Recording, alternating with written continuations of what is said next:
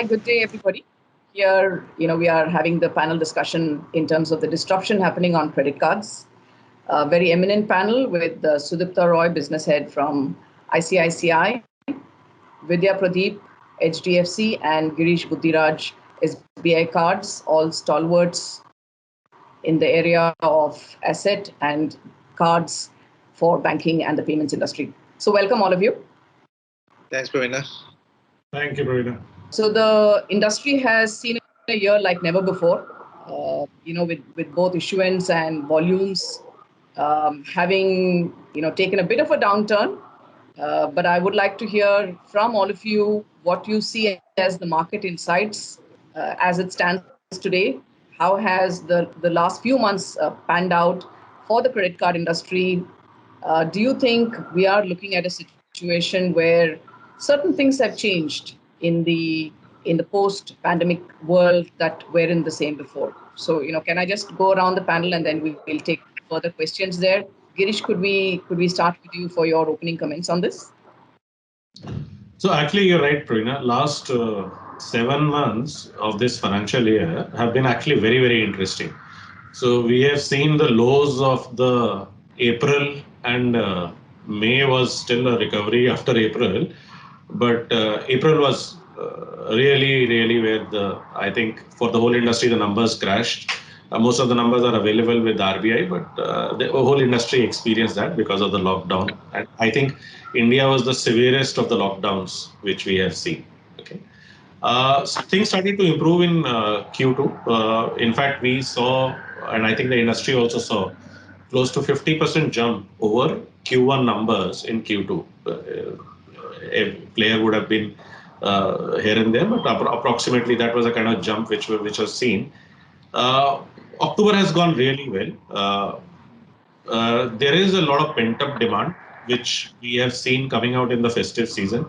People's, as you have known, savings rates have increased. So people have indulged into some kind of consumption-related expenditure during this festival season time. Two, three trends which are coming out very interesting, which we see is the first one is that the share of online has now increased to more than 50%. So that's a very interesting one, which we see. The second is that the online spends is now happening across age groups, which is also very interesting. So age groups of 50 plus, 55 plus, 60 plus, people who were not very comfortable earlier doing online spends are now doing those spends, and that is a very encouraging trend because it increases the width and depth of the card spending pattern. The last insight that we have seen in last this period is that a lot of new categories which were not earlier prevalent on an online platform from a consumer behavior perspective. For example, jewelry. Utilities was always popular, but now it has taken a further increased heights. So some of those categories, online education, these categories have picked up quite majorly. So we believe that this is another shift towards digitization from cash, which has happened during this period of time after demonetization. Sudipta, over to you. Do you think the good days of 25% CAGR for the credit card industry will continue to remain? And overall, can you give us your opening remarks here? So, I think what we saw from April to August, maybe, was a disruption. April, May was bad disruption. But, we started coming out of it in the month of July, August, September. In October, we got back to, at least in our bank, we got back to normal volumes in both in terms of issuance and almost near normal volumes in terms of spends. I would say almost near normal volumes in terms of spends because there's a small segment of hospitality and travel that still remains muted. Other than that, most of the categories and some categories are overcompensating for the sort of lack of traction in the hospitality and travel segments. And as just Girish said, there was a lot of pent-up demand. So we saw that some of the demand translated into the card spends in the month of October. So October overall was very good for the industry. However, one of the things which has been transformational during this period is the digital transformation that at least we have seen during this period. And Honestly, if you ask me, the 25% CAGR, both in terms of issuance, some issuers, the CAGR on issuance was also actually a little more, smaller issuers. But in terms of spends also, I do believe that we will come back into traction sometime around April, May, full traction by April, May of the next year, next financial year. Uh, and some of the changes that we have seen will be irreversible. For example, if you see prior to COVID, and we told it in our analyst presentation last year, is that 45% of our card sourcing is digital. Without going into physical actual numbers, that number has actually grown manifold, right? And one of the things that fortunately enough, right, in the month of November last year, RBI came out with this video KYC guidelines.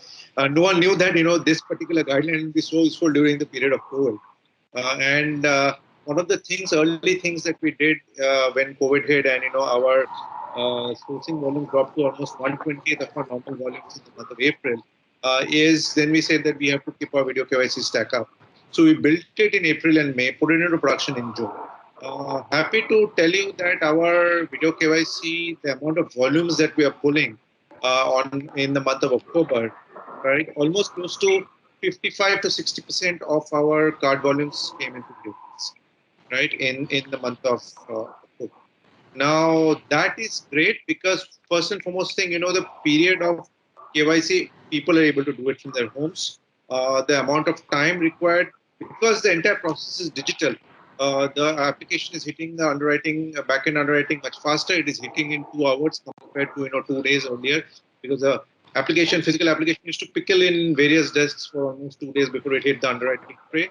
And decisions are like being done in about 18 hours to 48 hours. So actually our TATs also have dropped. So I see this trend continuing and remaining after COVID. And that is why I'm saying that it is not 25% CAGR that we'll see. It is 30%, 40% CAGR that we'll see. Because the fact is that some of these efficiencies will actually de-bottleneck some of our processes and make the process much more efficient. And once the process becomes more efficient, you will see volume shooting. So I do believe that from April, May next year, you will see the industry moving to a next level. As I say, step function jump. You will see a step function jump from next year. Yeah, that's good news. We have also gone through a huge trial by fire on the credit side. And the industry has proven this time that the industry has wherewithal to hold credit. Clearly, digitization has been the silver lining on the dark cloud that we've had. So it's been the golden moment for digitization, and players like yourself have really taken the full benefit of whatever has been offered on the plate. And if we can convert 25 to 35, 40, that would be a big moment that we can certainly talk about more next year. So over to you, Vidya, with that good conversation. How do you see it, and what are the insights that you have come across in the last few months? How do you see this playing forward now? I think apart from what Girish and Sudipto have made point, I think they've covered most of the tectonic shifts that are happening, right? Because I think pre-COVID and post-COVID, we saw e-commerce significantly up. We saw the digital transformation where everything from being done on the ground had to be done digitally. Card players had excessive implementation. Moratorium is something that all of us had never implemented. We had never implemented ex gratia. We had not done a lot of those as well. So it was a very different time where you had to dabble with consumer shift, tectonic shift in consumer behavior. And we had a lot of new initiatives, which was huge learning for the industry as a whole. For the first time, we've dealt with, some of those regulatory initiatives as well. On the consumer insight side, I think when POS took a beating, e-commerce more than replaced or has grown significantly. The YOY growth on e-commerce is upwards of 18 to 20%, which in a COVID era you wouldn't expect or you wouldn't see it, but that's what it displayed even pre-festive. You are also seeing, even in POS, you're seeing recovery, but funnily, what we did not see pre-COVID for in our bank, we are clearly seeing a lot of contactless transactions. Suddenly, a good upwards of 20% of our POS transactions are now tap and pay. So there is a a clear shift in safety and people wanting not to put their hands on the POS machine, and they are asking for tap and pay with the merchant. So what used to be 15% has become 20. Now it's upward of even 25% of POS transactions are contactless. There was a shift when things like travel went down, insurance took over. There's been a significant rise in number of people growing their insurance spending. For whatever reason, there is a consumer behavior and there is a need to cover themselves. There were good policies in the time. When Ola or Uber transactions went down, you saw Swiggy and Zomato taking over. So you can see a clear shift on when one got impacted and what replaced the other is very visible, very clear for the industry. And I think in some cases, I think all of us, what we are trying to do is ride the wave. Like the EMI growth has been significantly high. Even pre-festive, we have seen a significant growth in EMI transactions, and the need for credit is very clearly there and growing. So I think all of us are trying to ride the new wave, the new normal, and look at what all is up and running and recovered much faster. Even at upwards of 130, 140%, some categories have bounced back. So we are riding that wave and trying to pull those categories which are not yet there. I think that's where the industry is, and we are as well. I really like what you said, relate to it very deeply. I think we are seeing the same from a RuPay standpoint. Contactless, transactions increasing every day. And it's, I think the question is, while there are contactless terminals in the market, how does one replace every card that is there, already in force, right? How can individuals be made more aware that what they have is perhaps a card issued a few years back, and how could they kind of reach out to their bank to get it exchanged or replaced. And it also leads us to what we've launched on the soft POS side, which is really looking at creating the enablement needed for physical acceptance that is deeper into the markets than where we are today in India at about 4.5 million odd terminals, which takes me to the next theme of conversation. So we've seen some very good rebound, certain categories coming up instead of others when it comes to the usual card market. What do you see as the opportunity in terms of increasing the width of this market? So, for example, from retail users taking it into commercial users, or perhaps also the depth of the market to move into deeper markets, to move into markets that are not yet as deeply penetrated with credit cards. So how do you see this playing out? If I can take this to you, Sudipta. $1 million question, Praveen. And the fact is that, as an industry, we have been wanting to take this out for some time, and take it to the next level for some time. But unfortunately, we have, we have not been always been successful in doing this. One of the reasons is that in terms of credit behavior, sometimes, the credit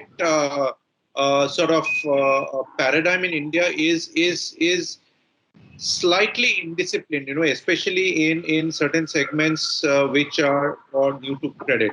Having said that, the challenge of the industry is to how to identify within that particular pool of people or untested credit, which are the good pools of credit. It's not that people are generally indisciplined towards credit, especially people who are not into credit. There are maybe people do not know how to pay. Maybe people do not know how what is the sort of normal discipline required in sort of unsecured asset credit product, right? So, and it's a learning curve that people go through, right? So I think it's a mix of sort of innovating scoring tools, and we have a lot of scoring tools which are coming across, or scoring insights which are coming across, our telecom scoring insight, our debit cards-based scoring insight. We are having these new tools which are coming out. We can actually underwrite these thin file customers very, very effectively. And together with it, if there is a bit of a well-rounded assimilation of what a bureau is, what a bureau score is, why credit behavior is important in these people who are untested credit, then we do believe that it will be far more conducive for us to lend at large scale. Let's understand that people who are thin file customers are currently served by or what we call subprime, near prime, or untested customers, right, are being primarily catered to by fintechs or catered to by NBFCs. The large issuers or the large players still try to play in the prime as well as the near prime. And unless the large issuers or the large players start moving into, with a degree of confidence, into subprime or untested credit, the market will really not move because the others are starved of capital, the others are starved of resources, which the large players have. So it is upon the large players to make the change. However, I do believe that this is a process. This is not a process that will happen overnight. It's a process, in my opinion, that will not take 1 year, but that will take a 5 years to 6 years journey. And once you have enough confidence and once you have enough data to see that this is a segment, this is the loss rates of that segment. So for this segment, this has to be the pricing for to give me this amount of return on equity, right? Because finally, all our listed companies, we have to deliver, return on equity to our shareholders. And once those equations are clear, that's when you will see the things moving forward. Who knows? What I'm talking about is a 3-4 year journey might happen within 2 years. Okay, great. That's really lovely. I think you spoke about scoring insights, new scoring tools. Those are going to be the key differentiators going forward, and I think that's where we see some new plays happening as we speak. So, Girish, taking from the same question, is there an opportunity to broaden the scope, deepen the scope of credit card payments, commercial cards, merchant cards, deeper small tier customers being brought into the card space? And if I may add on, is there an opportunity for the credit card as a tool to play a role in the recovery of the economy that we are talking about, or is that asking too much? Is this not the right tool for that? Could you give us some of your perspectives there? So, Praveena, 2-3 things. I think you have 3 questions you've asked, and I'll take them one by one. The first part is on the economy part of it. Okay, I think credit card today is one of a very, very critical tool because not only from a credit lending perspective, but from a payments perspective. Okay, it has earlier credit card, though it starts with credit as a first word. Okay, but end of the day, from a very credit oriented thing, it has now become a payments mechanism, and that to add on to it the affordability part, which is the EMI part, which both Vidya and Sudipto talked about. That has become very, very critical. Okay, so in the month of April, May, if people did not have an instrument, either a credit card or it would be been very difficult even to get basic household goods at your home. Okay, so it has become that part of life from that perspective. So the integralness to the economy is definitely there. On the tier 2, tier 3, actually we started the tier 2, tier 3 journey close to 2-3 years back. Okay? So as a SBI, we realized that we need to go deeper. We have a lot of customers in multiple cities. Okay, 50% of the spends is actually coming now from tier 2 and below. The capacity to spend on the purchasing power was already there. Their needs are also there, and with online coming up, they want to get, now the servicing is also going to happen. Okay, the issue is credit, as Sudipto rightly mentioned, as to what and how you are going to give new to credit customers, what kind of risk you can take, and so what we have realized that during, even after the moratorium now, when we look at the data, and we have shared this in our analyst meets also, on a ratio basis, actually, the new to credit customer in tier 2, tier 3, tier 4 town is actually behaving is better than a tier 1 town. Okay, so this still somehow, because of the whatever cultural reasons, as a country, people still don't. They would want to pay back their debts, and that's if you do the right things. And we are very happy to see that behavior over a period of time. These guys will build their credit scores, and they should be able to get lending from other large institutions also, and other things, because credit card typically in worldwide also is the starting point of building your credit scores for most of the customers, and that is going to happen over a period of time. So that is the tier 2, tier 3 part. The third part which you raised, which is about the merchant business and others, there is a whole lot of scope in digitizing a lot of B2B payments. Okay, even business to government payments, consumer to government payments are already lot to a large degree work has happened in that. In fact, in this COVID times, we have seen that lot of corporates which work with us are paying their statutory dues using a card, corporate card. Okay, so that is the kind of change of used cases that we have seen in the corporates also. So I also believe, as Sudipta said, this is just a beginning.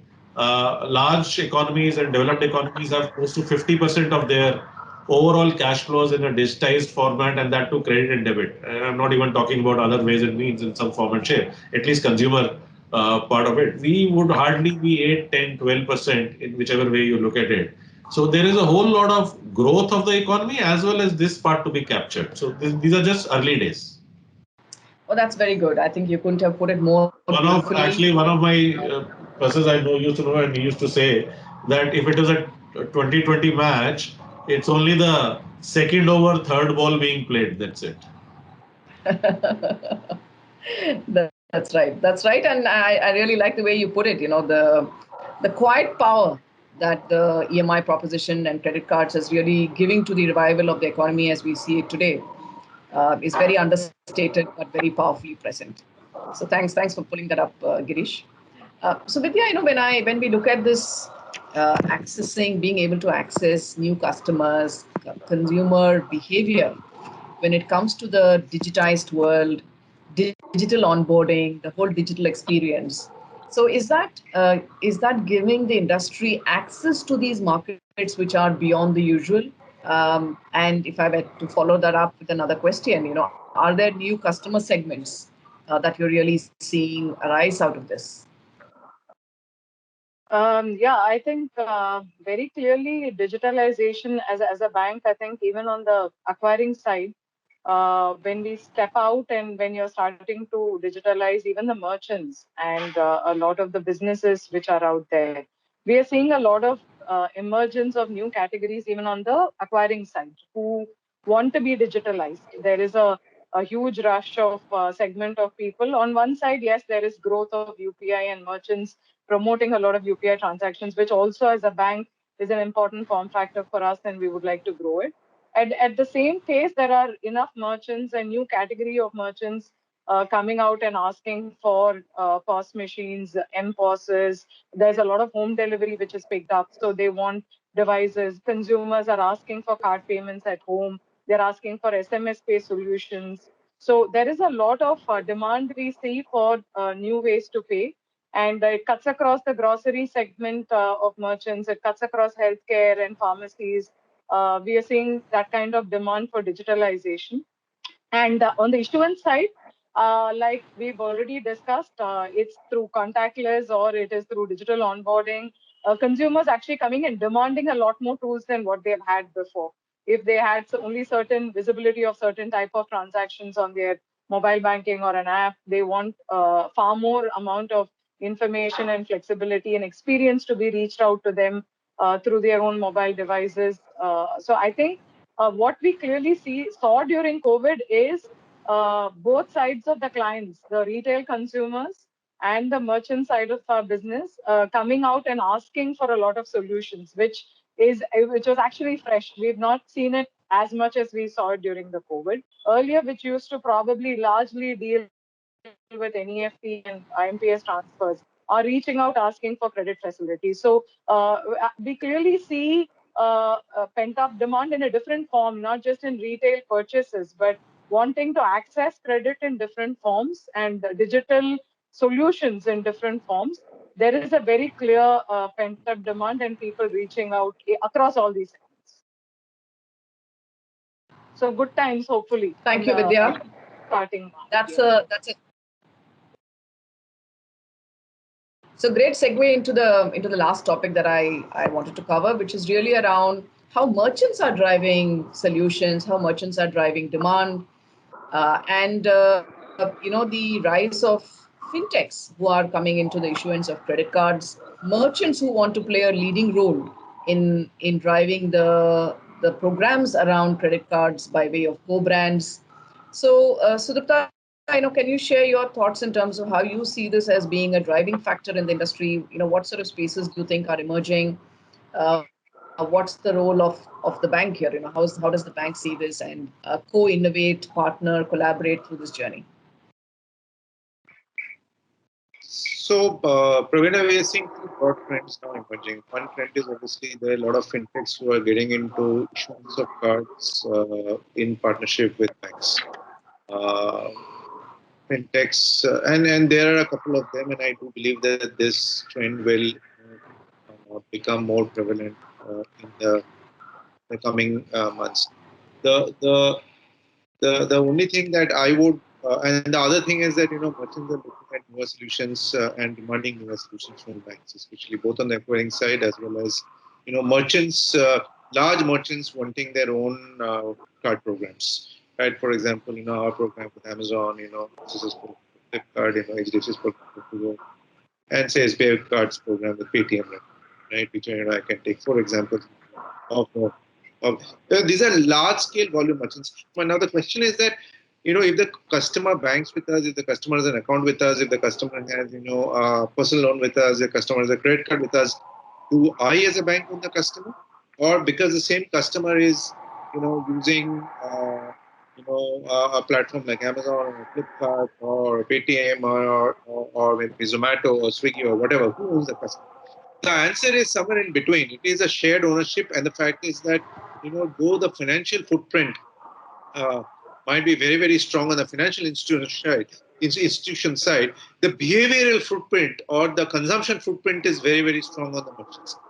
Right now, the question is that the problem where it comes is the problem in economics. Some of the e-commerce economics or some of the behavioral economics on the e-commerce side are slightly anemic, or frankly, because of extreme competition, some of the economics of those behavioral models have become weaker, whereas the economics on the financial services side still remain very, very strong. So it is a natural tendency of the players who are finding or trying to balance their economics to try and come and take some amount of the economics which is available with the financial services side and move it to their side. So this is a sort of a balancing or a push and pull which is continuing. Now the question comes here is that if you have an entity which is coming and trying to take revenue share from with you, right? Do you collaborate with the entity or do you compete with the entity? Very nice. You practically, crystal gazed out there. And I remember the last conversation we had about a year back, Sudipta, when you spoke about the NTB network tech and banks and the role each plays in this go forward journey. So it's an interesting journey, and I think here tech/merchant kind of in that same space, right? So great. And Girish, I'm going to hand over the finishing comments to you. So question on the fintech merchant-led propositions, co-brand space. So if you can expand your perspective on that and close the discussion for us, that'll be great. So Sudipta has very lucidly put the merchant fintech. If he's if the merchant himself is a fintech or a Amazon like a player or e-commerce players and the kind of challenges which are there. I think there is a bit of realism in the way banks or way we operate. There is a whole lot of optimism in which the fintechs and some of these e-commerce guys operate. So somewhere actually we become more optimistic along with these. A lot of new fintechs which are coming, which also are operating into some specific areas of core where the core credit card businesses are. And they are also rethinking, rechanging, reworking the way that some of these things operate. Idea is to collaborate with them and to learn from them and then incorporate them into our own business models so that we become more efficient along with them. On some of these co-brands, these partnerships are a great idea. I think for acquiring, not only for acquiring new customers, because for us, for SBI, the bank itself has a base of more than 400 million customers. So it's a fairly large base with 280 to 90 million debit cards. And so this is also important for new credit models, because you start to get differential data from the partners. And that is the way that the new to credit, which Sudipto and I was mentioning earlier, can be brought into the proper mainstream, because these people have started using some of these things. They are showing their behavior.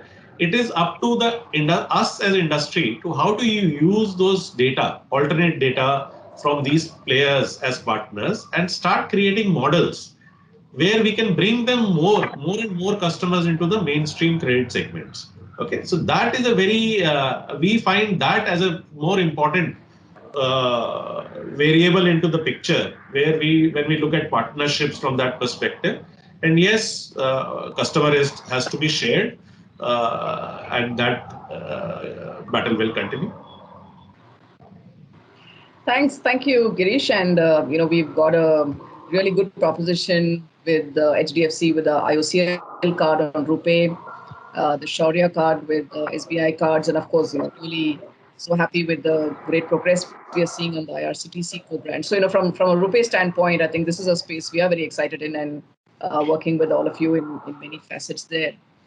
So thank you so much. Thanks for joining us, and look forward to many more such interactions. Thank you. Thanks, Sudipta, Vidya, and Girish.